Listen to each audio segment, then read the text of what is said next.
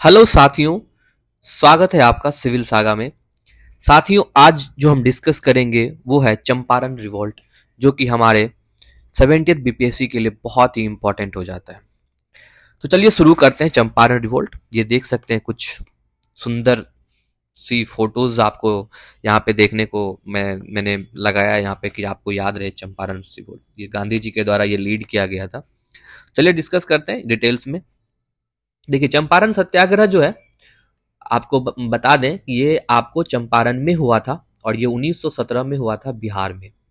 ठीक है, ये कहाँ हुआ था? बिहार में हुआ था 1917 में। और ये फर्स्ट मेजर सत्याग्रह है जो कि महात्मा गांधी जी के द्वारा लीड किया गया। और यहीं पे महात्मा गांधी जी को महात्मा के नाम से इनको उपाधि दिया गया, गांधी जी को एज ए महात्मा। ठीक है।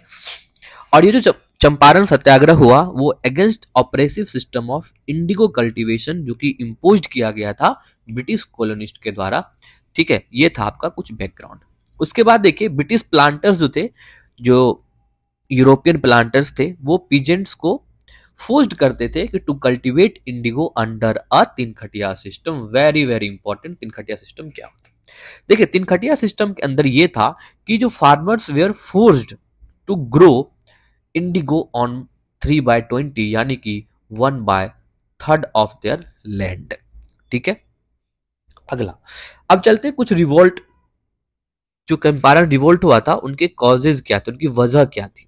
देखिए, सबसे जो महत्वपूर्ण वजह थी वो है tinkathia system. Tinkathia system 3/20 of their land में क्या था? इंडिगो कल्टीवेट करना पड़ता था। दूसरा, एक्सप्लोटेशन बाय प्लांटर्स। कैसे?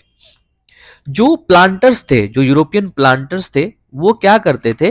वो फोर्स्ड करते थे कि इनको, फार्मर्स को, क्या?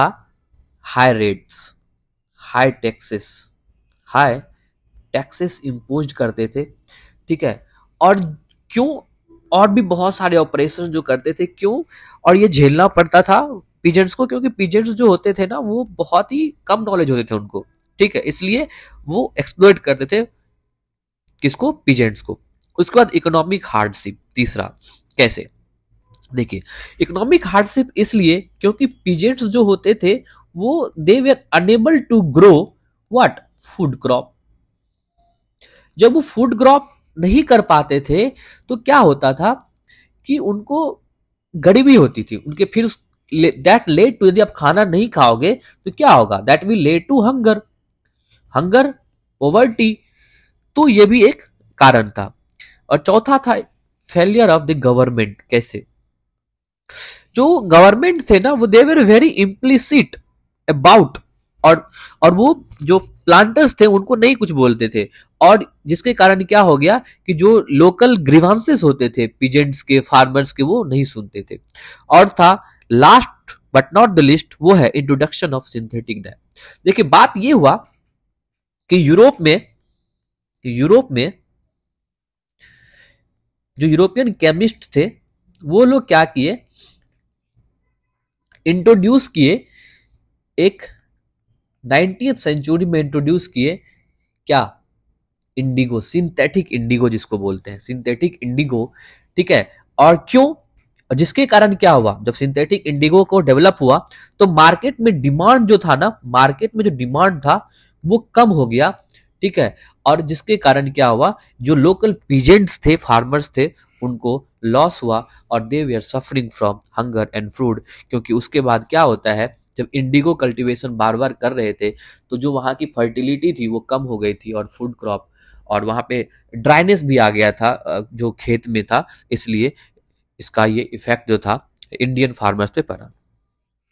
अब चलते हैं, बात करते हैं कि गांधी जी का क्या रोल रहा। देखिए, गांधी जी का बहुत बड़ा रोल कह सकते हैं आप यहाँ पे। गांधी जी आते हैं 1917 में चंपारण, और इनको इनवाइट करते हैं राज शुक्ला जी। राज शुक्ला जी एक लोकल लीडर्स होते हैं, पीजेंट्स लीडर होते हैं। इन्होंने अर्ज किए गांधी जी को कि please come and help the oppressed farmer. उसके बाद गांधी जी आते हैं और वो चंपारण में क्या करते हैं कि सत्याग्रह आश्रम क्या करते हैं? स्टेब्लिश करते हैं, सेटअप करते हैं, और स्टार्ट कर देते हैं investigation about the condition of peasants. उसके बाद ये पीसफुल एजिटेशन लॉन्च करते हैं in the form of non cooperation और नन वायलेंट।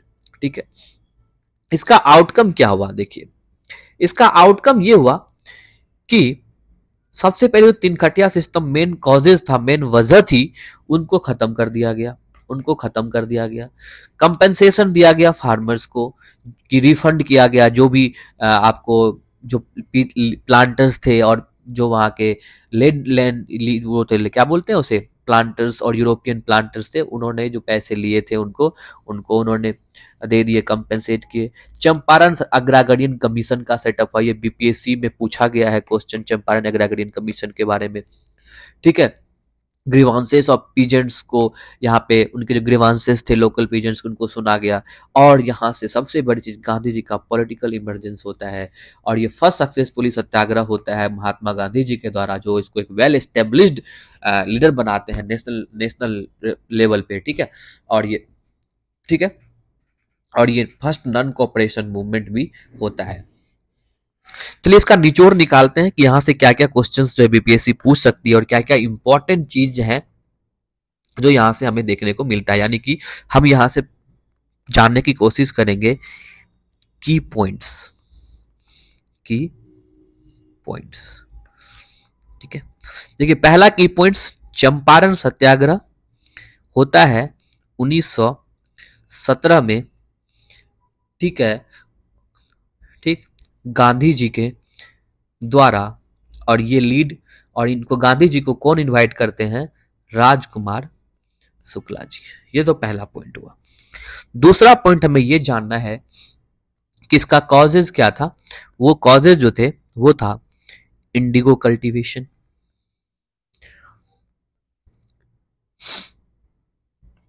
क्या था, इंडिगो कल्टीवेशन अंडर दी तीन खटिया सिस्टम। ठीक है, इसका आउटकम क्या हुआ कि तीन खटिया सिस्टम एबोलिश्ड हो गया। ठीक है, उसके बाद कंपनसेशन मिला, और उसके बाद चंपारण एग्रेगरियन कमीशन का भी क्या हुआ, गठन हुआ। चौथा सिग्निफिकेंस क्या था, ये सिग्निफिकेंस ये है कि first successful satyagraha by Mahatma Gandhi, and fifth it is also as first NCM. ठीक है, ये थी आपकी इंपॉर्टेंट क्या फैक्ट जो कि चंपारण सत्याग्रह से हो जाता है। दोस्तों होप आपको ये वीडियो अच्छा लगा। यदि आपको ये वीडियो अच्छा लगा तो अपने दोस्तों के साथ शेयर जरूर करें और लाइक भी करें, और प्लीज सब्सक्राइब करना ना भूलें। धन्यवाद।